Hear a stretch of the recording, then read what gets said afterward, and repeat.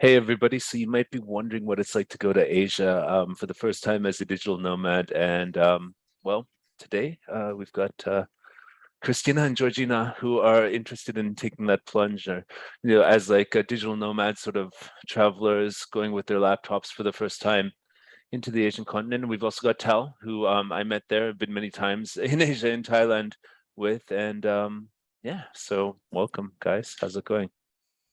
Going well. Good. Going well.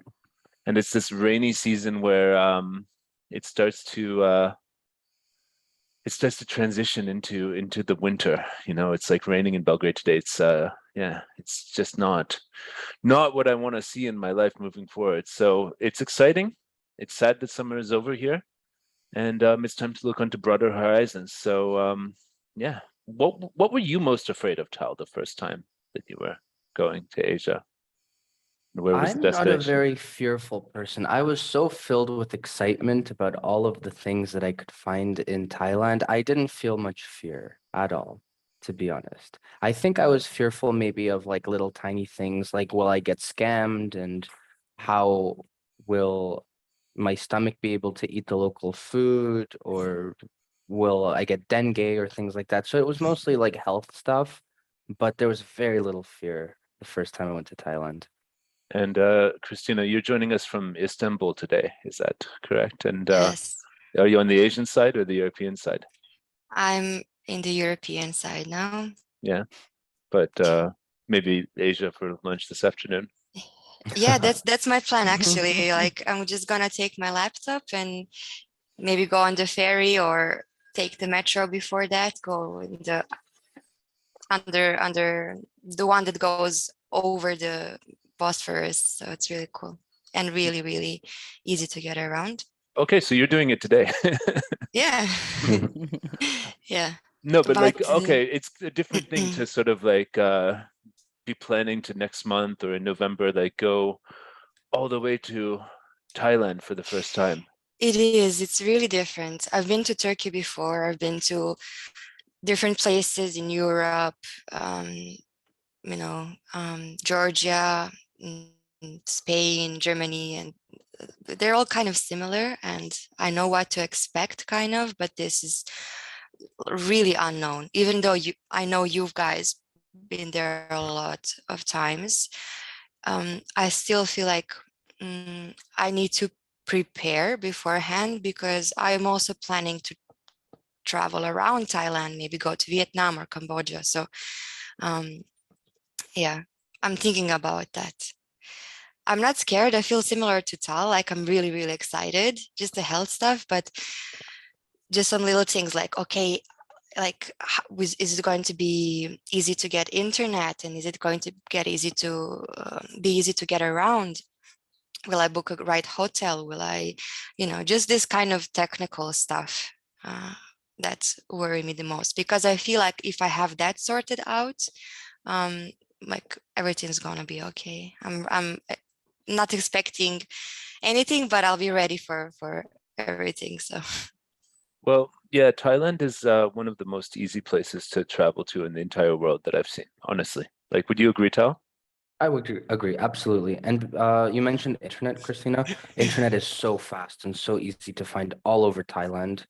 Any cafe that has Wi-Fi will be blazing fast, and the mm, LTE speeds are amazing everywhere, even on some obscure islands. And there's So I would literally not be worried about the internet at all.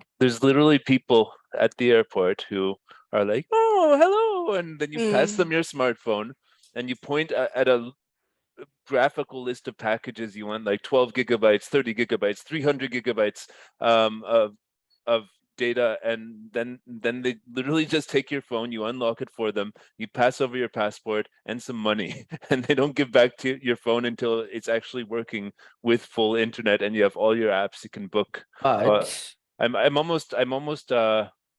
almost crying right now, like tears up in my eyes, because just how good I feel when I first get to an airport in Thailand and just feel that warm welcome of the people and the how everything gets easier compared to Europe. But you can't yeah, see that like in other countries like Vietnam, and they don't do the same thing. It's a different flavor, but they tend to be similarly easy.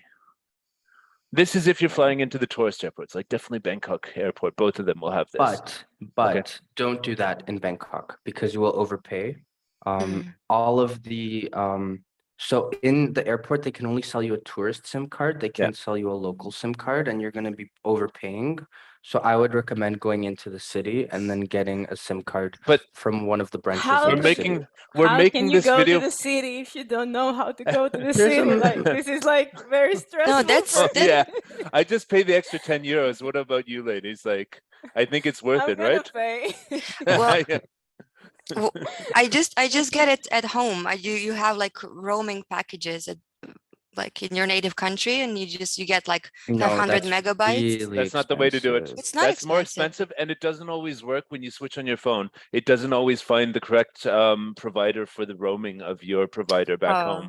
okay. So the easiest thing definitely is just go at the airport, go to the stand, overpay a bit, maybe get their minimum package, maybe, and then go into the city later. Maybe the minimum package will keep you going for 2 weeks, and you'll arrive at a destination where it's suddenly easy to get like the local prices and stuff like that. But Mm, yeah, that's the So first thing. interesting. Can- We're all can different you- type of travelers. I Mhm. see. Tal, I want to ask you, can you find also the same like companies in the city Of center? course, yeah. It's the same companies. The only difference is in the airports, they only sell the tourist packages. Mhm. And in the city, they sell the tourist packages and also the local packages, which are cheaper. Is there any difference like in the SIM card No, or nothing? So you can take like the minimum package, as Eric said, and then you can go to the city center and buy. yes. Okay. Buy the So new package, yeah. yeah, for me that would be the safest because yeah, I don't know how to go to the city. I don't know which Yeah. bus, to take. How to get to your And hotel. yeah, exactly. I mean, I could go first to the place to buy a SIM card, but still, how do I find the place? Like, I mean, so there's two ways. One, there's Wi-Fi in the airport, so you could load the directions Mhm. and then it's saved on your phone from the Wi-Fi. Second is you can look at the signs. There's trains into the city and I mean, buses might be a little difficult, but there's a train that goes through many of the metro stops. If you know which one you live near, you could just take a train there without having any internet. yeah. But of course, like you'll get some peace of mind knowing you have internet, knowing you have, a working phone and things like that. Yeah. You could also take a taxi. They're not too expensive directly to your hotel from the airport. In Thailand, it for would- example, and also other countries in Asia, you can find always these like airport hotels that are right by the airport. If you just want like the softest possible landing and figure out your life later, there's like hotels that include airport transfer. It's very cheap, and they can be there with a sign of the name of the hotel when you arrive, and you just meet those people and trust that everything will be fine. Usually there's like a convenience store like 7-Eleven that's within walking distance, but they're usually not in very nice places. So yeah, but then yeah, the whole thing is it's a safe country, Thailand. Vietnam is a little more prickly in my experience. Indonesia, Bali was a little bit more like hustly, like people trying to sell you stuff. Taxi, taxi, taxi, massage. Massage is the big Thai one. But yeah, but yeah, it's just like try to find the softest way to land and get to your hotel and get the excitement to begin. And if you're flying into Bangkok, I think the softest way to land is get the SIM at the airport and then take the rail link into the city. There's a like right from the basement of the airport terminal, there's a direct train to the city center, and then you'll be there. And yeah, lots of hotels can accommodate early check-in too if your flight lands in the morning. And it's yeah, and then the fun can begin. But yeah, I wouldn't say Bangkok is the best place to land if it's your first time in Asia. But Tal, you didn't agree with me when I said this. Well, what So do you think? I think that if you've never been in Asia before and you've never been to Thailand before, then going to Bangkok is going to be such a shock to your senses, seeing the mass scale of everything, the hustle and bustle, but the best thing about Bangkok is that you get to experience Thai culture at the most extreme. The capital has a lot of cultural events, a lot of architectural gems, a lot of street food markets, everything that makes Thailand Thailand, except nature and beaches and like the nice stuff, you can find in Bangkok. And so if you start there, you get, your 3, 4, 5 days of Bangkok, wherever you're going to go after that is going to be such a nice contrast from Bangkok. And you're really going to appreciate how nice and calm and chill things are compared to Bangkok. And getting it kind of out of the way, but also the very initial shock to your senses, I think, is the best way that I like to arrive to Bangkok and This how is I would allow somebody for the first time to come to Thailand. this is a diversity of Bangkok, like from like this sort of authentic Thai style back streets to like the huge skyscrapers you see being non-stop built in the background. That's just some random thing that and stuff like this. And you see the skyscrapers in the background, but you see that Bangkok has all of these like really authentic sort of like artistic things about it too, but it's kind of the underbelly of the city, you know. And yeah, then there was this is what you can encounter in the Lumpini Park. with the lizards running around. That kind of freaked me out. But then but yeah, as Tal said, what's Thailand really about? Once you get out of the city, you're gonna see stuff like this. You're gonna see stuff like this is Koh Phangan, which is the island that I spent the most time on. It's sunsets that look like this. Oh my god, like it's you can sit and drink out of a coconut and healthy detox shots, as I chose to do on my birthday. So Yeah, but you need to deserve this after roughing it out in Bangkok for at least 3 days. You do not deserve that if you didn't go to Bangkok first. You need to earn it. yeah, okay. So yeah, what else are you guys afraid of? Like just for the first time, like what's the thought? I mean, okay, Georgina, you did go once, right? And you did get dengue fever, so Well, I did not afraid of dengue because I didn't actually think about it. So yeah, I wasn't afraid of what I should afraid, I guess. How do you Uh, get that actually? What mosquitoes. is it? Mosquitoes. Oh. Yeah. There were not even so many of them. Like there were not any mosquitoes. Like so, I don't know actually where did I get it. Like Yeah. But you guys never got it. How? How not to get I dengue? I think didn't get I it. might have Never. gotten it. It's not confirmed, but I either had COVID or dengue or something in between. Hmm. Um, A you new hybrid. you just hope not to get it. There unfortunately there isn't much you can do to protect yourself except use mosquito repellent. Yeah. That's the only thing you can really do to be proactive, and maybe wear pants, but no one does that. yeah, but like Mm. mosquito You're- repellent. Like next time I'm going to Asia, I think I will just have like 5 bottles with me, and I will But- just like spraying myself all over. You've had it, like to at least that strain of dengue, you are now immune. Yeah, I don't but think there it are works there are that 2 way. more. There are 2 more. I think there are like 3 of them, and I got one. So I'm one. Like yeah. So One down. 2 more to Two go. to go. Hopefully not. Yeah. And okay, so in terms of accommodation, where would you guys, okay, say it was in a city like Chiang Mai, which let's say it's the same size as Belgrade, which you guys know. So which type of neighborhood would you like to live in? Would you choose to, would you want to be in a more authentic Thai neighborhood or a neighborhood with more like expats and stuff like that? I think I would go both. Like half of my time maybe in a more authentic, and then like go with expats so I can like socialize a bit more. But they're right next to each other, let's say in Chiang Mai. Okay, And the Mhm. local one is cheaper. maybe local one. And then Because you're like then you'll get the experience. Like if you 15 can, minutes yeah, walk from the exactly. expat one. Yeah. Yeah, definitely. You know, I always choose the expat one personally because I like well, I'm addicted to Starbucks coffee, first of all.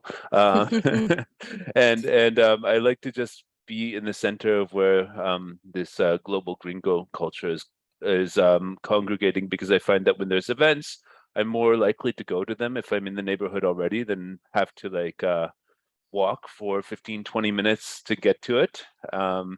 And yeah, but then I But you can usually always rent a scooter, right? I Or a usually have a bike. bicycle, yeah, Yeah, usually, so and so I go around really quickly. Yeah. But that's like, but for me, bike rides are all about exploring neighborhoods, like where you just get lost Mm. and then find out where you are, and then you Mm. see all this stuff. So, Tal, what's your experience? Well, the thing about Chiang Mai is that even Niman, like the expat area, it's near a university, so there's a lot of Thai students nearby. There's a lot of shopping malls that like Thai people go to, for example, Cad Swan or Maya Mall. It's quite mixed. So even if you spend time in where I live in the same area that Eric does usually in the, so-called expat area, but you can still be surrounded by Thai people if you open your eyes and look around. The only thing is that foreigners live in a bubble there, and they usually go to like foreigner cafes or foreigner events and things like that. Um, but I like to live in that area as well, to be part of the heart of all the, expat life for sure. And also because I really like to walk around that area in Niman. We can show a map. There is a very good area quite close to it called Santitown, which is what I'm assuming Eric means by the local place. And it's really close. It's just one road that connects, that Yeah, separates both of that's the them. place. Yeah. Yeah. So here, at the bottom where my mouse is, this is called Niman. So this is the expat area. And then just north of this road, this area up here is called Santitown. It's the more Thai area. Santitown is very pleasant to walk around as well. I find that Niman has more gentrified, bubble tea and Japanese Korean restaurants and things like that. It is a bit more fancy, but you could still find some local things, although it's changing quickly. Here, it's much more local. You see like noodle shops and street food and things like that. They're probably a 10 to 15-minute walk away from each other, maybe 10 minutes to reach one edge to the other edge. So they're not too far.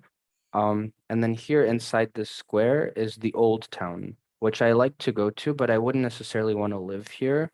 It's more tourist focused, like short-term backpacker focused, also with a ton of Thai culture and temples, and a lot of Thai people live here as well. I mean, Thai people live everywhere actually, but this is mostly like, Thai people and backpackers. This is more Thai people, and this is more foreigners, long Everybody. term. It's Yeah. everybody university. It's very much like that uppity sort of like, yeah, but overall the city of Chiang Mai is what I'd recommend for you guys as your first digital nomad location. Everything's walkable. The people are so sweet. It's cheap, like to find your own accommodation in one of these neighborhoods, especially the local one. Mhm. And you just have this feeling of you're in a place that kind of just takes care of you.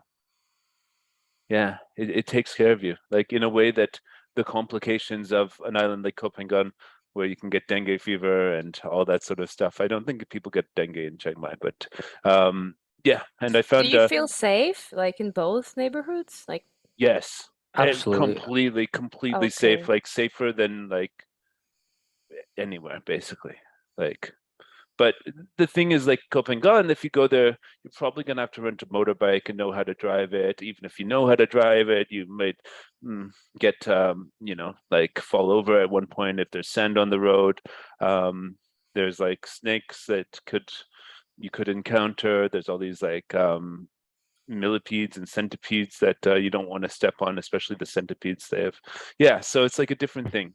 But if you do want to encounter like a sort of naturey weekend away from Chiang Mai, you can take a bus to Pai, which is a really nice sort of more relaxed.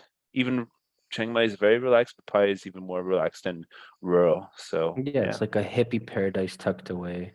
yeah, in the mountains. Yeah. Yeah. But also, if you want to like escape into nature and you don't want to go that far, what I like about Chiang Mai is how much nature is around it. So you could even walk from Niman, you could walk about 30 to 40 minutes. So here, this is where we are over there. If you keep walking northeast,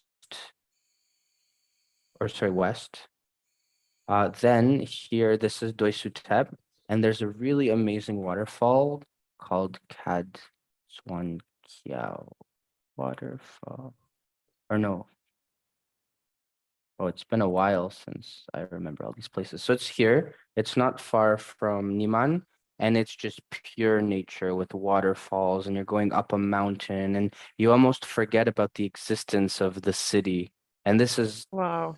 probably, I think, a 30 to 40-minute walk from Niemanheim. I got one for you. 37-minute walk. There we Wow, go. And then nothing. Yeah. everything if further than that is just pure untouched nature, as you can Right. see. So in 2018, which is actually I think that's the trip that I met you. Can I take over the screen share? Yes. Yeah. So I got recommended to check out this place, which is about 40 minutes on the motorbike outside of the city, somewhere around here. So these lakes here, I was staying in a village close to here, and this is what it looked like there. Ooh. So don't think that because you're not going to the sea, because you're not going to be on the ocean, that it's not going to be beautiful in the nature. Because look at this. Yeah. And there was the let's see more pictures from that trip. Yeah, this was at the Tao Garden, which is Mantak Chia, who's a Taoist master, and Qigong and all this like healing stuff, like the abdominal organ massage. He has a retreat center there, which was pretty interesting. And even staying in that village, you still have these cool cafes where I drank coffee in the morning and all that sort of stuff. And it's just super beautiful, and it was just so accessible for travel. I had to take the motorbike there. I'm sure there would be another option. So yeah, I mean, I'm voting for Chiang Mai if you guys want to try as a first Asia destination. So what else would you be afraid of? Anything else? We've got accommodation, we've got the communication, we got the talked a little bit about health. Yeah, food. I'm not afraid of the food. So So good. So So good. tasty. And I heard especially Chiang Mai is like the food over there is great. Especially this It northern is. Thai, what's it called? Khao Khao soy. san, khao soy. Khao soy. Yeah. is it really meaty, or do they have also It's some okay. So in vegetarian Buddhism, option? I found out that in Buddhism, there's something about meat that they I forget exactly what it was, but they make the meat in smaller chunks with vegetables and noodles and stuff, because there's some Buddhist idea that you shouldn't eat like big pieces of meat or something. I could be quoting this completely wrong, but so that's why Thai food is always rice mixed with a little bit of chicken. But you can, like, at the markets, at the street, like I like eating meat, so I go and I get that meat on a stick sort of thing, and you can get alligator on a stick. You can get bugs that you can eat as well. Oh, wow. Yeah. Yeah, but on the flip side, there's many vegan options in Chiang Mai and in Koh Phangan. Dozens and dozens, if not hundreds, of vegan restaurants. And whatever restaurant you go to, even if it's a meat restaurant, If you want to you try, can ask tofu swapped instead of the chicken or Mm. beef or whatever. Okay. So it's very easy to be vegetarian in Thailand. In That's Not in Thailand, but in the tourist focused places like in Chiang Mai and in Koh Phangan, super easy. If you go to rural Thailand, then it gets tricky, but super Mm. easy in urban and island Thailand. Have you And- tried like any meat over there, like your recipe with meat, Tal? Because I know you're vegetarian. I did, yeah. I did. I wasn't vegetarian every time I went there, Okay. so some of the times, yeah, I had meat, which is could be really good in Mhm. Thailand. yeah. So I guess there's nothing more to be afraid of if you know where you're going. You know where you're gonna stay. Except for the random dengue and random snakes that might jump out somewhere. But overall, it's like, I think Southeast Asia is one of the safest places in the world to travel. Yeah, Yeah. actually, I know the number one thing to be afraid of. That is to overstay your visa, because people do it all the time accidentally. You get 30 days on arrival with most passports. They're You changing can it to 45. Yes, they are temporarily. Then you get you can extend it up to one time for an additional 30 days. After that, Normally, now it's COVID, things are different, but normally you cannot extend your visa past then, so you have to exit the country and re-enter it. It's very easy to do that. There's many companies that have visa run transportation, where from Chiang Mai they'll take you to the Burmese border and back. Takes about like 6 to 7 hours.